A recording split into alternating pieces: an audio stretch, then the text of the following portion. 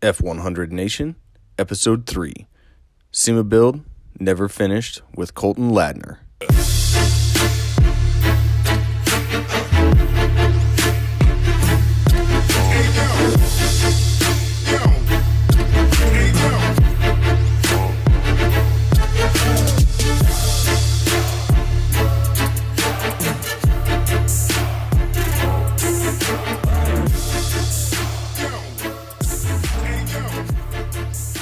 Hey, what's going on, everybody?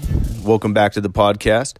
Today's episode is a pretty cool one. We've got a Colton Ladner on here talking about his project Never Finished. This is a beautiful blue and silver truck that has changed a lot since he got it, and it's about to go under the knife again on its way to SEMA. So we'll hop into this episode, but before we do that, I want to say thank you to everybody who, again, has left 5-star reviews.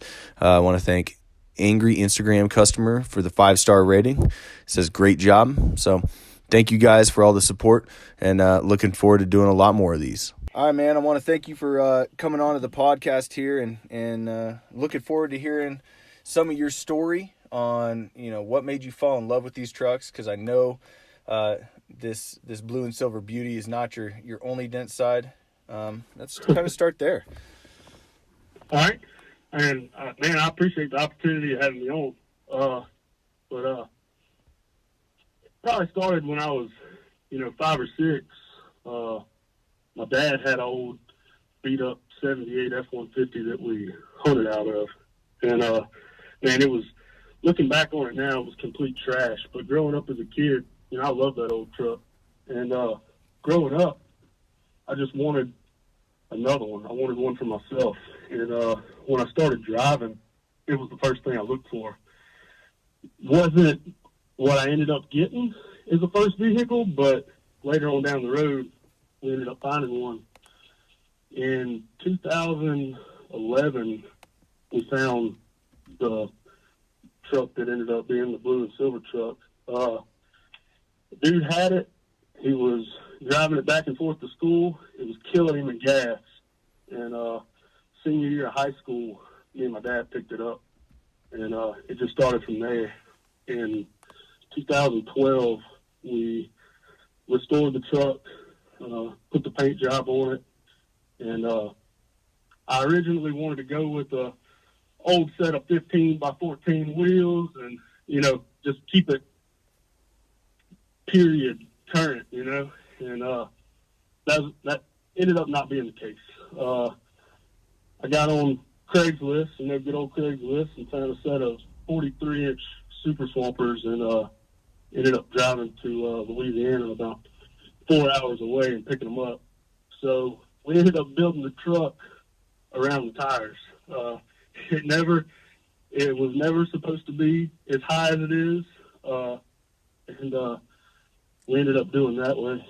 And it got some looks, people enjoyed it. The classic car enthusiasts, they liked it. It was a quote-unquote monster truck to all the Mustang and Camaro guys, And it turned some heads, and with social media, it did okay. And I think in 2015 or 16, I had a set of 24 by 14 American Force wheels that I purchased for my 2003 F-150. And if you know anything about these old trucks, which I know you do, but the look pattern's not the same. So I got on the internet and ordered a set of adapters just to try them out. We had a big show on the Mississippi coast called Cruising the Coast. It's one of the biggest classic car shows of the year in the U.S. And I put the 24s on it for the week, and man, people went crazy. That truck, you either loved it or you hated it. There was no in between. So in 2017, I loaded it up on a trailer and started taking it to the big shows around the South that I normally run.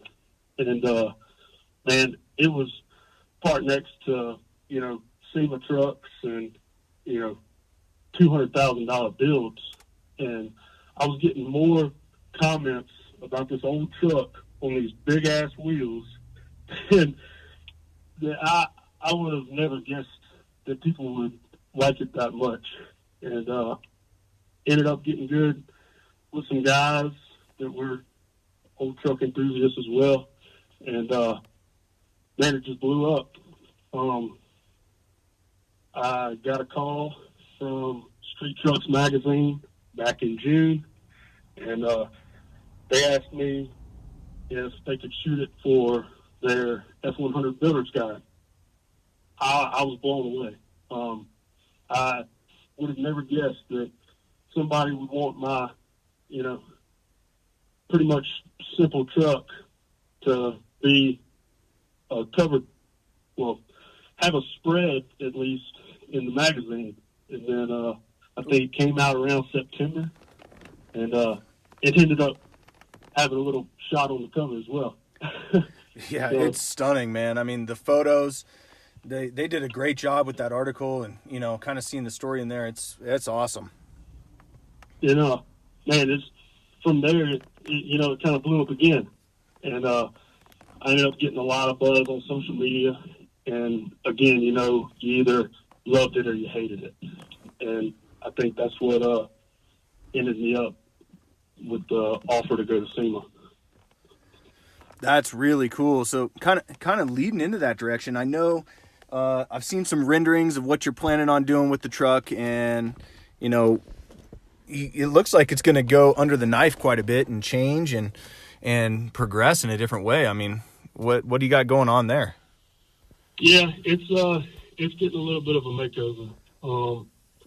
Stuff that I wish I would have did back in 2012, but didn't have the funds to do it. We're getting that done in the next few months.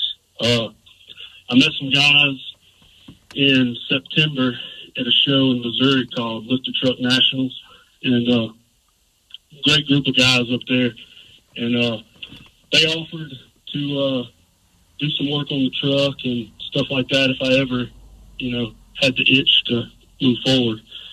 And when I got the offer to go to SEMA, they were the first ones I called. So what we're going to do is we plan on taking the truck all the way back down. The only thing we're not going to redo is the blue and silver paint scheme because, I love it. People seem to love it. So we're going to build the truck around that paint scheme. It's getting a total body off. We've taken the body off. We're powder coating the frame. It's getting a full 4-link suspension, coilovers front and rear. And we're sticking 2006 F250 axles under it. Ooh, nice. So it should be a beast. That's awesome. That's really cool. Is the power plant going to stay the same? Yeah, right now it's kind of 400 modified in it with the Granny 4-speed. We're going to clean the motor up and downgrade it up a little bit, but for right now, I'm going to keep that old 400. I'd like to do a 460 maybe or a Cummins motor, but being that I didn't get the offer to go to SEMA until into 2017, we really don't have, or I feel like we don't have enough time to really do a motor swap because, like JR said in the last interview, it's crunch time. We got to get it done. So we'll probably clean the motor up, clean the transmission up, make it look all pretty and nice. And for now, we're going to keep it like that. Nice. Any plans for the interior? The whole truck is really clean. So, it's not like you're going to have to do a ton cosmetically. It sounds like majority of the stuff's going to be suspension and changing up, all the underneath. Yeah, I got lucky. I've had this truck for a long time, and it's been a steady progression on the build. I think in the F100 Builder's Guide, they nicknamed it Never Finished because that's what it's been. It's a never finished build where I'm always doing something to it, and I'm going to keep doing something to it. So being that we took it down in 2012 like we did, I don't have a whole lot besides suspension to really do. I just got my interior all redone back in, I guess, June. So all of that's pretty clean. It'll probably all stay the same. I hadn't posted a whole lot of interior pics on social media, so it'll be, a lot of people will be seeing it for the first time. So it's going to all stay the same. The interior is nice and clean and simple. I got a black leather bench seat with some nice custom stitching, so I think it'll flow real good with the truck. That's awesome. That's really cool. I'm excited to see it. So, if people want to find you on Facebook or Instagram, what's the best way for them to hunt you up? Well, they can find me on Facebook, Colton Ladner, or my social media, Instagram is at ColtDexLad. And social media has been a big thing on pushing this build the whole time I've had it. I think social media accounts got a little over 20,000 followers, and that's going to help, especially pushing the SEMA build. Help with me getting sponsors and stuff like that, because right now I don't really have a whole lot of people on board, just because I'm new to this and it's fresh. We're just now rolling into it. So that should help a lot. I think the plan is to get the truck up to Missouri and have it at the shop. And last week of February, middle of March, somewhere in there.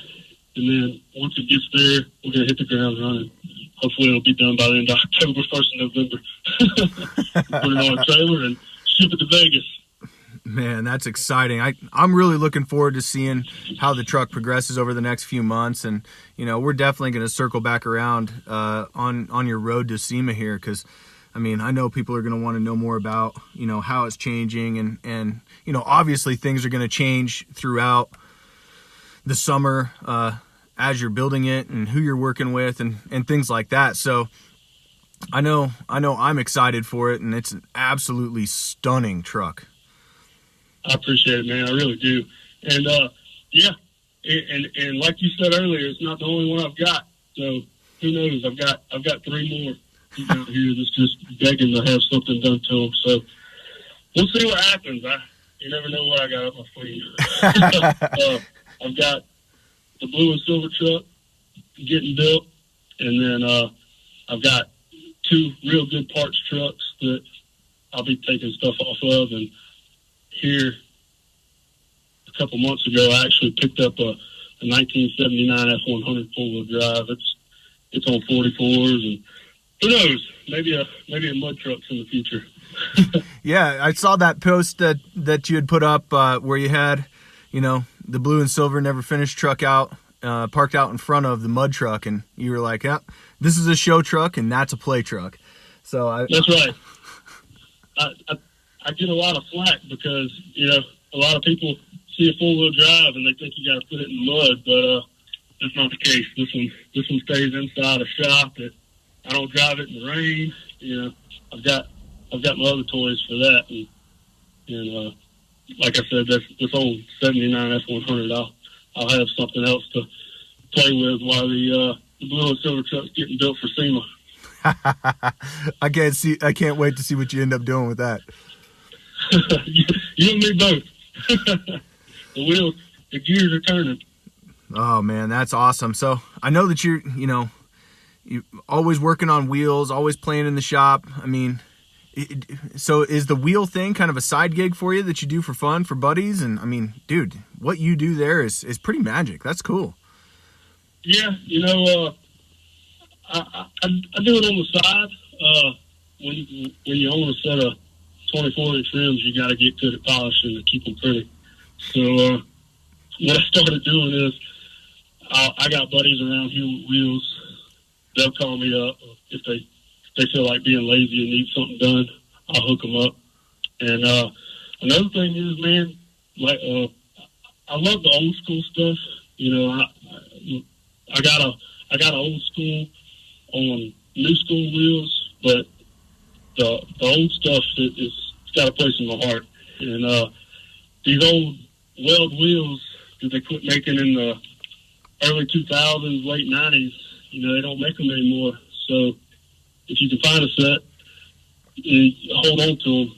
And that's what I've been doing. I've been finding them and restoring them and selling them to guys that, have classic trucks that they want to fix up to period correct and have a nice set of wheels to go on them. Man, that's really cool. Yeah, I was watching some of your, stories and things like that you're posting where you got a before and after and things like that where you're polishing them up, and it's pretty awesome. It's a labor of love, man. I like to be able to take something that looks like complete garbage and turn it into something that looks like it just rolled off the showroom floor. Definitely takes some talent. That's right. It's very, very time consuming. Doubling back to the old blue and silver trucks, the grill that's on that truck is actually the original grill from 1978. Really? And I took it down, got all the old anodized chrome off of it, and I polished it out. I've got about 20 hours in the grill alone. Wow. So it takes a lot of time, but the end product is well worth it. And as well as I do, these old truck parts, they're not easy to come by. So if you can restore it, it saves you in the long run.